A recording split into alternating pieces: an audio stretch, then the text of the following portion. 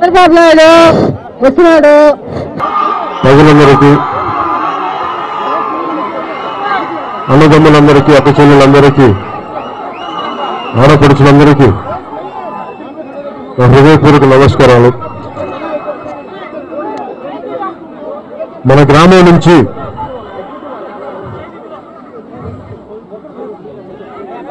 రైతులు ప్రభుత్వం ముందుకెళ్ళి మరి భూములు లాక్కోవడం నాకు చాలా బాధ కలిగించింది. నేను 2014 నుంచి ఏ ఎలక్షన్స్కి వెళ్ళినా ప్రతి చోట మాట్లాడింది ఆ రోజున ముఖ్యమంత్రి చంద్రబాబు గారు కూడా అప్పుడు ముఖ్యమంత్రి అభ్యర్థిగా తెలుగుదేశం పార్టీ నాయకులుగా వాళ్ళు చెప్పింది, మేము రైతులకి అండగా నిలబడతాం, రైతులకి రుణమాఫీలు చేస్తాం, అది ఎన్ని కోట్లైనా సరే అని చెప్పి రైతులకి అండగా నిలబడతానని చెప్పి ఆ రోజు ముఖ్యమంత్రి గారు మన సెట్టిపల్లి గ్రామానికి కూడా వచ్చి గ్రామ దేవత సాక్షిగా అప్పుడు రాజస్థాన్ ముఖ్యమంత్రి శ్రీమతి విజయరాజ్ సింధియా గారు కూడా నేను పక్కనే కూర్చున్నాను. ఆవిడ నన్ను అడిగారు, ఈ రుణమాఫీ ఎలా చేయగలరు ఏంటని, అసలు ఇంత బడ్జెట్ లేదు కదా వీళ్ళకి ఎలా చేయగలరు అంటే నేను అడిగాను, మీరే చెప్పండి నాకు తెలియదు అంటే ప్రమాణ స్వీకారం జరుగుతున్నప్పుడు జరిగిన చర్చ. వాస్తవానికి రుణమాఫీని ప్రకటించారు కానీ అంటే నేను ఎందుకు మాట్లాడుతున్నాను, ఏ కాంటెక్స్ట్ లో మాట్లాడుతున్నానంటే ఇక్కడ రైతులకి అండగా నిలబడతామని చెప్పి ముఖ్యమంత్రి గారు చెప్పింది అది రుణమాఫీ దగ్గర నుంచి ఇక్కడ మన సెట్టిపల్లి గ్రామాల వరకు రైతులకి అండగా నిలబడాలి. ఏ రైతు అయితే మనకి కష్టించి అన్నం పెడతాడో, ఏ రైతు అయితే తన శ్రమని కష్టించి మనకు అన్నం తీసుకొస్తాడు, రైతుకి మనం నిలబడలేకపోతే ఏ ప్రభుత్వాలు ఎందుకు ఉండేవి ప్రభుత్వాలు, అది నిజంగా నాకు చాలా బాధ కలిగించేది. నేను ఈ రోజున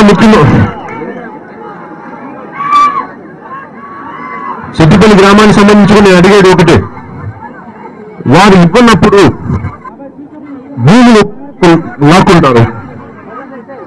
ఎందుకంటే గతంలో కూడా ఎస్సీజెడ్ భూములు కానీ ఇవన్నీ మన దేశం అనేక కులాలు, అనేక జాతులు, అనేక మతాల సమూహం ఉంది. డబ్బున్న వర్గాలు, సంపన్న వర్గాలు కొద్ది మందికే పరిమితం అయిపోయి అణగారిన వర్గాలన్నీ అభివృద్ధికి దూరంగా ఉన్న భూములు కూడా లాక్కుంటే చాలా అన్యాయం జరుగుతుంది. నేను అడిగేది ఒకటి ప్రభుత్వాన్ని, మీరు రైతులకు అండగా నిలబడుతున్నారు, దయచేసి నిలబడండి. మీరు భూముల్ని లాక్కుంటే, ఎందుకంటే ఇది కాలం మారుతున్న కాలం, ఒక అన్యాయం జరుగుతున్నప్పుడు, ఒక దోపిడీ జరుగుతున్నప్పుడు ఇదివరకటి రోజుల్లాగా దోపిడీ గురవుతా ఉంటే మీరు ఏదైనా చేయండి మేము కానుకుంటాం కూర్చున్న యువత అయితే ఈ రోజున ఆంధ్రప్రదేశ్ లో లేదు. ఆ యువతుల కన్నా ఆడపడుచులు కానీ తల్లులు కానీ కామ్యం అయితే ఊరుకోరు, ప్రశాంతం అయితే ఊరుకోరు. మీరు డబ్బున్న వాళ్ళకి ఒక న్యాయం, సంపన్నులకి ఒక న్యాయం, అధికారంలో ఉన్న వాళ్ళకి ఇంకొక న్యాయం, మీరందరికీ ఈ రకాలుగా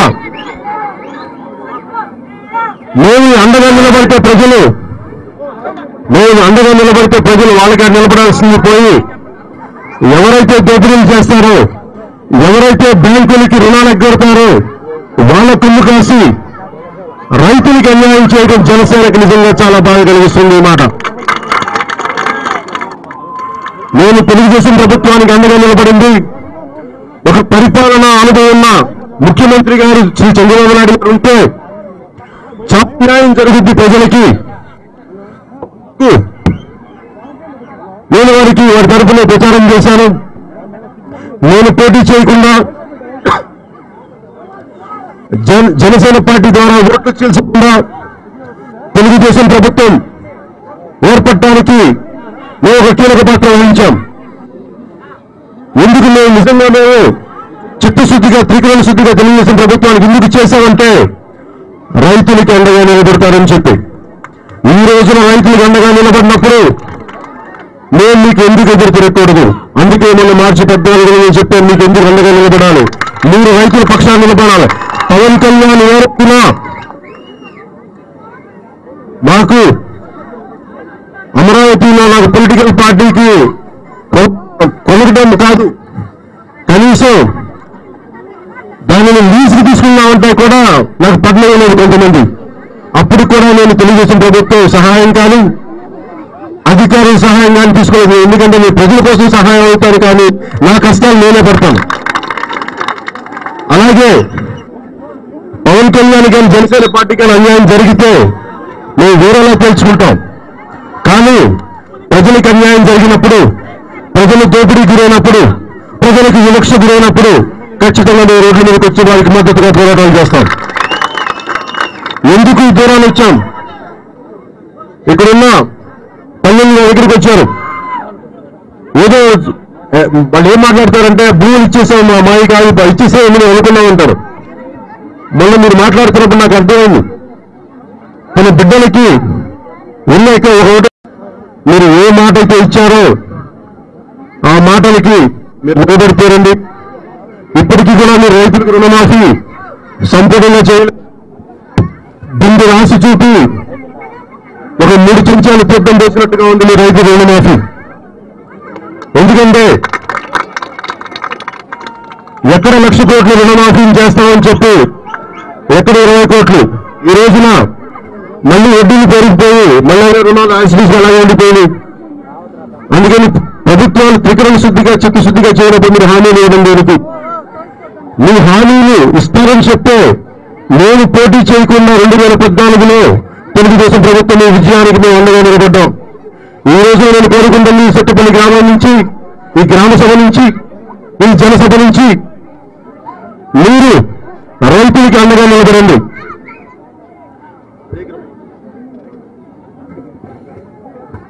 నాకు అర్థం కానిది కూడా నేను చిత్తూరు మన మదనపల్లి టౌన్కి పోయినప్పుడు కూడా హైరోడ్ చిత్తూరు హైరోడ్ ఇష్యూ గురించి మాట్లాడుతున్నప్పుడు కూడా మీరు విజయనగరంలో న్యాయం చేయగలిగినప్పుడు, నంద్యాల ఉప ఎన్నికల్లో న్యాయం చేయగలిగినప్పుడు, కాళహస్తికి చేయగలిగినప్పుడు చిత్తూరు హైరోడ్కి ఎందుకు నష్టపరిహారం ఇవ్వాలి?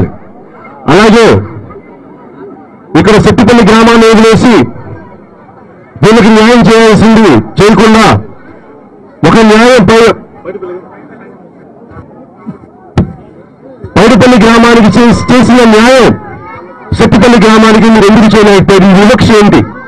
ఒక గ్రామానికి న్యాయం చేయాలి, ఇంకో గ్రామానికి వివక్ష. ఈ వివక్ష నేను జనసేన కానీ ప్రజలు కానీ ఏ విధంగా అర్థం చేసుకోవాలి? అంటే మీ పార్టీకి మద్దతు పలికితేనేనా మీరు పనులు చేస్తారు? పోనీ మీరు అలా అన్నారని చెప్పే వారు మీకు మద్దతుగా పలికితే ఈ రోజున ఇది తెలుగుదేశం పార్టీకి సంబంధించిన జ్ఞానమే. వారు మీకు కంచుకోట అవార్డు కూడా ఇచ్చారు, కానీ మీరు అండగా నిలబడలేకపోయారు. ఈ రోజున మేము కోరుకుంటుంది మిమ్మల్ని గెలిపించిన గ్రామాల్లో మీరు ప్రజలు మీకు ఎదురు తిరుగుతున్నారు, మీకు న్యాయం చేయట్లేదు, మీరు వంచలకి వివక్షకి గురి చేస్తున్నారు ప్రజల్ని. ఇది సహించేది లేదు. ఇక్కడున్న యువతితో సహా నేను సెట్టుపల్లి గ్రామ ప్రజలకి ఒకటే చెప్తున్నాను, నల్లగమ్మలకి అక్క చెల్లెలకి తల్లికి అందరికీ మీ బిడ్డల భవిష్యత్తు కోసం, భావితరం భవిష్యత్తు కోసం జనసేన పార్టీ ముందుకు వచ్చింది. ఎందుకు మేము నిస్వార్థంగా ఓట్లు చేర్చకుండా తెలుగుదేశం ప్రభుత్వానికి ఎందుకు అండగా నిలబడ్డామంటే ఒక సుస్థిరమైన ప్రభుత్వం, రాష్ట్ర విభజన అవసరం అని చెప్పి అనుభవంతో ఉన్న నాయకులు కావాలని. మరి అనుభవం ప్రజలకి న్యాయం జరగనప్పుడు ఖచ్చితంగా దాన్ని మేము ఎదుర్కొంటాం. అలాగే మీరు ఇక్కడ వచ్చిన అధికారులు కూడా ఒకటే చెప్పండి, మీరు పైడిపల్లి గ్రామానికి చేయగలిగినప్పుడు మా గ్రామానికి నుంచి సబ్ కలెక్టర్ గారు వచ్చినా కానీ కలెక్టర్ గారు వచ్చినా కానీ ఒక భారతీయులుగా, మన దేశవాసులుగా, మన మూలవాసులుగా ఇది మన హక్కు. మిమ్మల్ని ఎవరు దోచుకోవడానికి వాళ్ళకి హక్కు లేదు, మిమ్మల్ని దోపిడీ చేయడానికి వాళ్ళకి హక్కు లేదు. మీరు ఎదురు తిరగండి.